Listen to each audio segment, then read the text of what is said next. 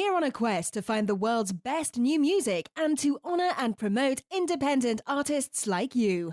We hope you'll submit your music and become part of our competition. You'll find the entry form at www.globalmusicawards.com. I have Cassandra Gaddis with me today. Thank you so much. Thank you. It's nice meeting you. I know, we just met, right? And you have a social media background. Why don't you tell me a bit about that? Sure. So for the last 4.5 to 5 years, I've worked with my husband in video production, but we've also been able to do a lot of music videos for independent artists and short films, and now our first full feature film. But we've worked a lot with musicians, and we understand as an artist and in the creative industry, just really making a name for yourself and having people be aware of what you're able to do. You know for sure that social media is a time sucker, that you can spend a lot of time with it. Why musicians are busy, obviously, and musicians want to perform mostly. So why should they pay attention to social media? What's in it for them? And that's a great question. One thing that is really interesting is, as a musician, as a performer, as an artist, you know that there's a stage that you go on to. But there's two stages, really. There's the on stage and there's the online stage.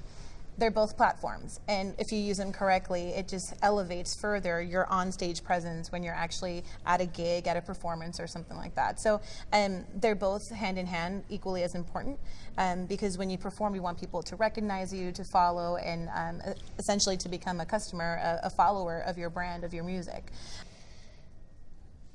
One of the things that sort of is cool historically about being a musician, you can be sort of a rock star and aloof, and you know, you can do your performance and then you can kind of disappear and you don't have to touch people. But we live in a different age, I think. We live in an age where people have different expectations. So with regard to social media, it is social and it is about building relationships.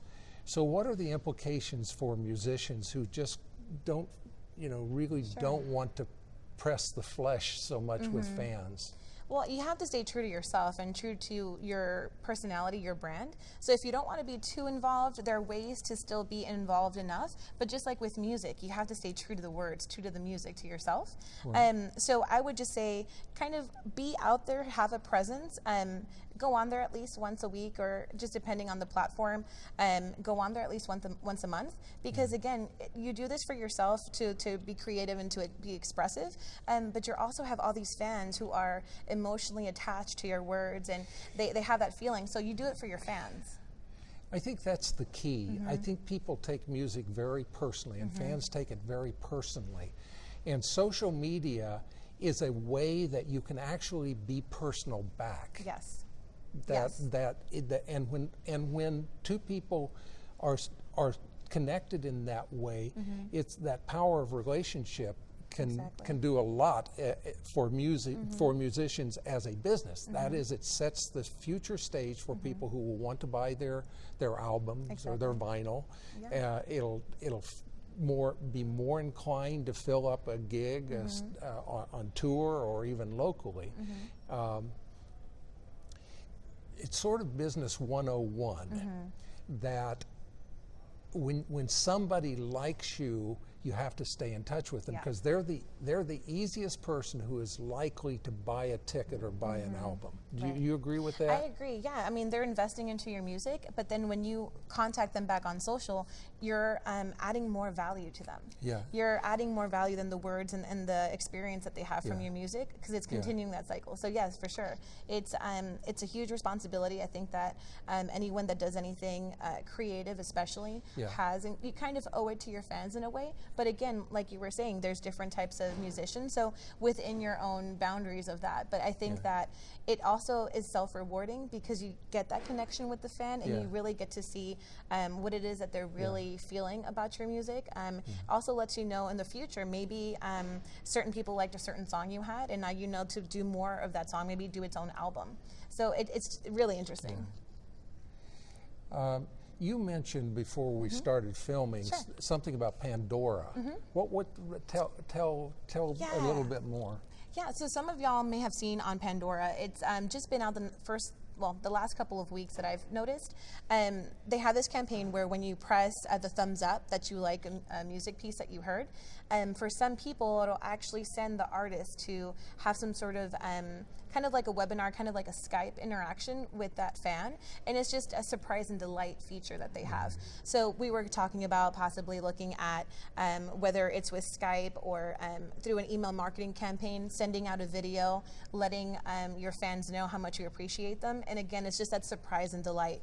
And artists can do that without even being on there. Musicians watching this yeah, of course. can make that, potentially make that happen. Even on where Twitter. A fan gets, a chance to talk to you, and you know how exciting that would be for somebody that likes a particular person's music, because they will then be buzzing that to all their friends, which may result in additional sales of tickets or CDs or something. And the great thing with that too is if you're worried about the time commitment portion of it as a musician, you're able to do, let's say you do a Pinterest party or a Twitter hashtag event, then you just connect that time to actually talk with them. There's no airfare involved. It's sometimes people think, oh, fly them out to this event. Well, and as musicians, we all know how sometimes that can be challenging. So having this as a way to still be in front of them, make those connections, especially because even though it's a one-on-one thing, it trickles like you were saying. It's social media really offers an opportunity to stay in touch with people who like you. Yes. And that just has a lot of nice benefits over time. Yeah. It's a great tool. I mean, I know it's a great tool. Yeah, I love it too.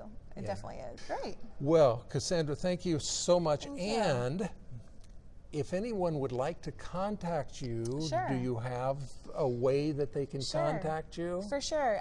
So there's two ways. Twitter is a great way, which is at Caz Gaddis. That's CAZGADDIS. And you can also reach us through our website. It's gaddisvisuals.com. That's Gaddis, my last name, GADDIS, and then visuals, like I can visually see you. And I'll be more than happy to talk to you guys. If you guys just want to creatively think and brainstorm about stuff, always on for that. So just the last thing, you and your husband just produced a feature film. Yes, we did. What is the name of the feature film? Sure, it's called Left, and it's in post-production right now, actually in California. It's full feature, hour and a half. Right now I think it's the rough cuts 1 and 45 minutes. So we'll see how that goes. Do you have a website for the film yet? We are currently, as you know, when you're a musician or in your own thing, sometimes your own thing is the last thing to be done. So I am in the process of creating the website now. But we do have a Facebook page. It's leftthemovie.com. Well, sorry, it will be .com once the website's up, but it's Left the Movie on Facebook. L-E-F-T. Yes, the movie. And it's really Left interesting. the Movie. And actually, it's about a musician. So... Oh, look at the connection. Like this. Saw I didn't that? know I was that. just like, okay. Yes, it's about a musician. And just a little kind of side note, the reason it's called Left is because she's a left-handed musician. She only has her left hand in use. Oh. It's going to be awesome. I hope you guys can check it out once we have it out. It's very, very real. Good. So. Well, good luck with that. Thank you so much. Thank you. It was very nice meeting you. Thanks. Thank you.